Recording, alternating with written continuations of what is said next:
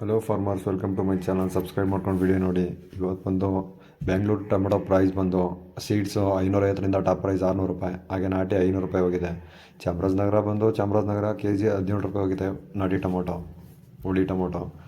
ಇನ್ನು ಹಾಗೆ ಬರೋದಾದ್ರೆ ಚಿಕ್ಕಮಂಗ್ಳೂರು ಪ್ರೈಸ್ ತುಂಬಾ ಅಪ್ಪಾಗಿದೆ. 500ರಿಂದ 900 ರೂಪಾಯಿ top, 500 to 900 top price 28 kg box.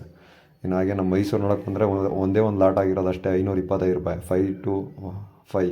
525 ಆಗಿರೋದು ಅಷ್ಟೇ.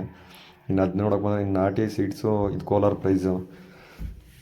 ಕೋಲಾರ ಮಾಮೂಲಿ ಬೆಳಿಗ್ಗೆ ಅಷ್ಟೇ ನಡೀತದೆ. ಇನ್ನು ಕೊಬ್ಬರಿ ವಿಚಾರಕ್ಕೆ ಬಂದರೆ ಅರಸೀಕೆರೆ ಕೊಬ್ಬರಿ ಬೆಲೆ ಇದೇ ಟಾಪ್ ಅನ್ಕೊಳ್ತೀನಿ. ಈ ಸಲನೇ ಜಾಸ್ತಿ ಹೋಗ್ತಿರೋದು. ಪ್ರತಿ 100 kgಗೆ 23,018 ರೂಪಾಯಿ ಹೋಗಿದೆ. ಅಂದರೆ 1 kgಗೆ 230 ರೂಪಾಯಿ ಏನೋ ಆಗುತ್ತೆ ಪರ್ kg.